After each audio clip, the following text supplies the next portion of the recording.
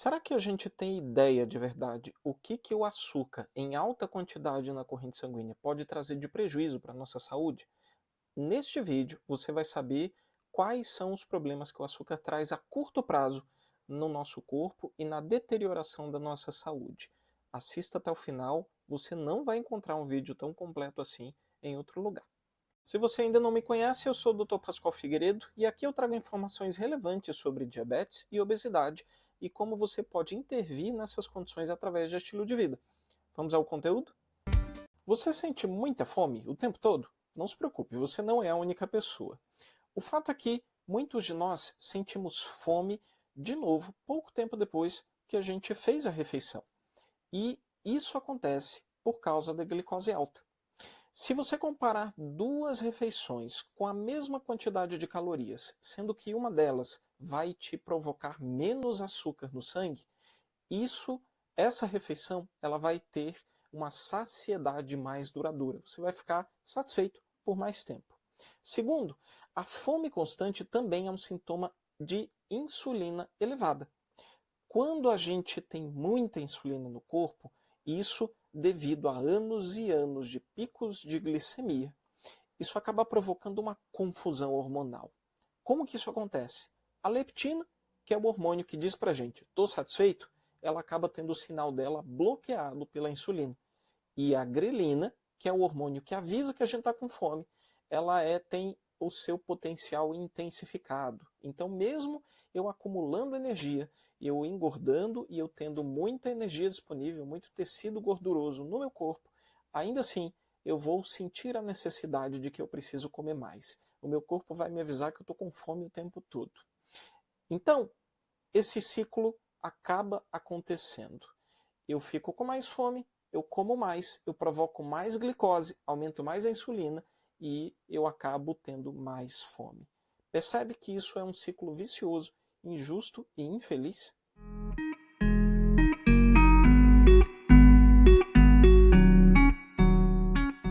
Quando comemos alguma coisa que eleva muito, de maneira muito rápida, a glicose no sangue, faz com que o pâncreas detecte essa glicose que está subindo muito rapidamente e comece a produzir em mais quantidade ainda a quantidade de insulina para frear com que essa glicose suba na corrente sanguínea. Consequência, 1 hora e meia depois, a glicose está em queda brusca. E isso faz com que até muitas pessoas acabem entrando num processo de hipoglicemia reativa. 1 hora e meia, 2 horas depois que comeu uma massa, que comeu uma sobremesa, está passando mal de hipoglicemia. Só que a grande maioria das pessoas não é isso que acontece. A pessoa não sente hipoglicemia, mas ela entra quando cai a glicose, ela entra numa zona ali onde a área do cérebro que é responsável pela compulsão alimentar acaba sendo ativada. E a consequência disso é que a gente começa a desejar, a ter anseio por comer alimentos extremamente calóricos. Não é qualquer alimento, é alimentos extremamente calóricos. Hambúrguer, sanduíche, sobremesas, farináceos, coisas, junk foods de maneira geral, coisas processadas e extremamente calóricas. Coisas que estão vinculadas à nossa memória sensorial, emotiva, onde a gente também acaba criando esse hábito de descontar na comida quando a gente está num nível de estresse muito elevado. Quando a gente aumenta o nível de estresse, aumenta a glicose, aumenta a insulina, depois a insulina cai e a gente vai querer comer de novo. E a gente também acaba entrando nesse ciclo vicioso. Então, uma das maneiras que acaba melhorando consideravelmente a compulsão alimentar é justamente a gente manter o nível de glicose estável através de alimentos que não provocam picos glicêmicos.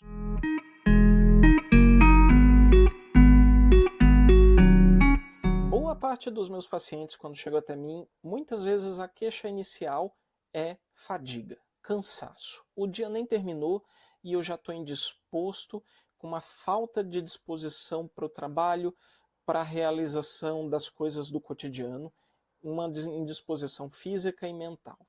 Isso também se dá devido à alimentação de alto valor glicêmico. Como é que isso acontece?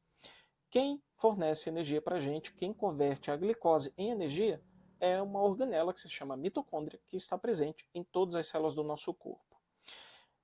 Lembre-se desse detalhe, ele é extremamente importante.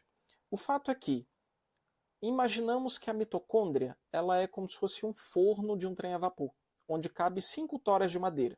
Só que eu estou com muita madeira e eu quero colocar porque eu quero 20 toras de madeira ali dentro. Entenda que esse forno ele vai ficar sobrecarregado, né? Ou ele vai demorar muito mais tempo para queimar toda essa madeira, para poder transformar tudo isso em energia, ou o fogo simplesmente vai acabar, porque eu exagerei na quantidade de madeira ali dentro, certo? É assim que funciona a nossa mitocôndria, né? A gente fornece muita glicose, só que ela não dá conta. Ela fica sobrecarregada, diminui a capacidade de produzir energia, ou por vezes até para de produzir energia. Então, é uma ilusão quando a gente pensa que eu preciso consumir coisas mais doces para eu ter mais energia. Não é isso que acontece. Eu vou, na verdade, aumentar o meu cansaço.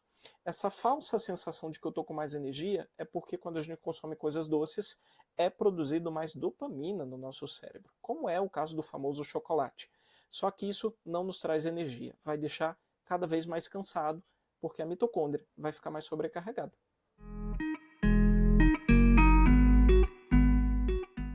Muitas pessoas podem ter dificuldade para dormir, problemas de insônia, e isso também pode ser em detrimento dos níveis de glicose na corrente sanguínea. Por exemplo, às vezes as pessoas acabam acordando no meio da noite com o coração disparando, com uma sudorese fria, e isso pode ser em detrimento da hipoglicemia que teve à noite, quando a última refeição acabou sendo muito glicêmica, e daí isso faz com que a insulina aumente e haja uma queda brusca da glicose, certo? Isso também, quando não acontece de a gente acordar, o que acaba acontecendo é de incomodar na qualidade do sono. O sono acaba não sendo reparador, você acaba tendo um sono mais agitado e isso faz com que você tenha mais cansaço e sonolência diurna. Muitos trabalhos até relatam em detrimento das mulheres pós-menopausadas, né, que têm dificuldades de insônia devido a níveis oscilantes de glicose. Então, ter uma glicemia muito estável, isso contribui consideravelmente para que você tenha um sono bem reparador. Doutor, mas e eu que não janto à noite? Como é que eu faço? Quando a gente entra em um processo de jejum, o nosso corpo tem a capacidade de colocar o açúcar na quantidade ideal na corrente sanguínea. Então, não tem relação com eu ter comido ou não ter comido, e sim o que eu comi, né, quando eu fiz a última refeição. Lembre-se, antigamente as pessoas tinham uma última refeição mais cedo, por volta das 18 horas, né, da tarde. Então, você acaba tendo uma janela de jejum muito grande até amanhã do dia seguinte, e isso acaba favorecendo a melhor qualidade do sono.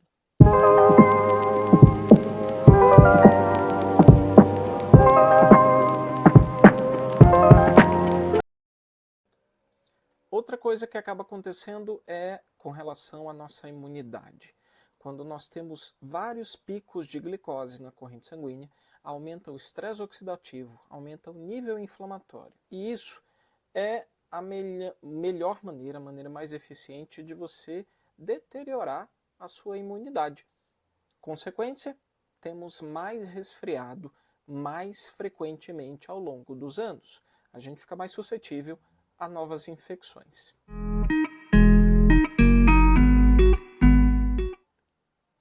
Na gestação, ocorre um aumento natural da produção de insulina para favorecer o desenvolvimento do nenenzinho. Só que, acompanhado de uma alimentação muito glicêmica, então é a junção perfeita, glicemia alta e insulina mais alta ainda, para que se desenvolva o diabetes gestacional. Quer uma dica de ouro para que você tenha uma boa noção de que se o que você está comendo está elevando muito o açúcar? É você colocar um monitor contínuo de glicose. É um adesivozinho, você encontra em todo tipo de farmácia, é um adesivozinho que você coloca no braço, né, e monitora pelo celular. Ele te dá o gráfico bem certinho, você tem aquele visual. E ter o visual sendo mostrado para você faz com que você tenha mais discernimento para controlar o que você come na sua alimentação.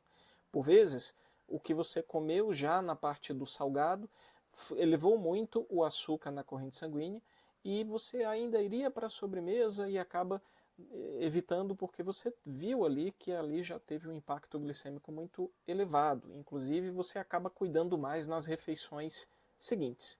Por isso, é interessante sim você fazer a aquisição. Costuma ser, não é tão acessível, gira em torno ali de 250 a 280 reais. Em qualquer farmácia você encontra, mas ele dura, você consegue monitorar por 14 dias e você pode tomar banho com ele, pode praticar esportes, pode, enfim, você fica com ele durante 14 dias e você monitora, quer dizer, a cada refeição que você faz, você tem uma boa ideia de como é que essa glicose está subindo.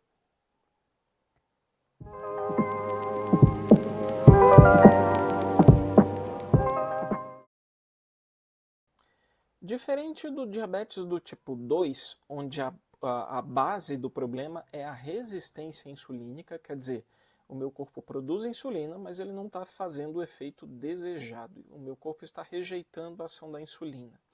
No diabetes do tipo 1, não é esse o problema. O problema é a falta da produção da insulina, que ocorre um processo autoimune, onde ataca as células no pâncreas que produzem a insulina e o paciente acaba não conseguindo mais produzir insulina e precisa repor a aplicação da insulina para poder controlar o açúcar no sangue. Esse é o diabetes do tipo 1. O fato é que, se eu não tiver uma alimentação também com baixo valor glicêmico, eu vou precisar cada vez mais de doses cada vez maiores de insulina. Por quê? Porque alta glicose demanda altas doses de insulina. Altas doses de insulina a longo prazo acabam também desenvolvendo o problema base do diabetes do tipo 2, que é resistência insulínica. Por isso que existe uma progressão, quando a pessoa não cuida da alimentação, o diabético do tipo 1 acaba cada vez mais tendo que aumentar a dose da insulina e aumentar o número, os tipos de insulina, para conseguir controlar a medicação, a glicose no sangue, ainda com muita dificuldade. Então, a melhor solução é mantenha a glicose bem basal. Dessa forma, você também vai manter a necessidade de utilizar insulina em doses também bem basais. E se você quiser, de maneira eficiente, manter os seus níveis de glicose bem estáveis, existem duas maneiras, né? Uma é com relação à alimentação e a outra é com relação ao exercício físico. A pessoa que se exercita cotidianamente, ela também vai achatar o nível de glicose na corrente sanguínea, vai melhorar consideravelmente a resistência insulínica. E eu entendo que com informações generalizadas a gente não consegue fazer isso. É por isso que eu montei um passo a passo esclarecedor com o método Ciclo da Saúde, certo? Com um cardápio completo, com instruções para que você comece exercício desde o básico ao avançado e você consiga reverter o quadro de resistência insulínica, melhorar o nível de glicose e não precisar mais passar por todos esses problemas. É para que você se torne verdadeiramente dono da sua saúde. É o que eu aplico em consultório para os meus pacientes, ajuda muito no processo de conscientização e isso acaba se tornando duradouro. Modifica mesmo a nossa maneira de lidar, tanto com relação ao exercício quanto com relação à alimentação. Então, para quem quiser, eu vou deixar disponível o link na descrição.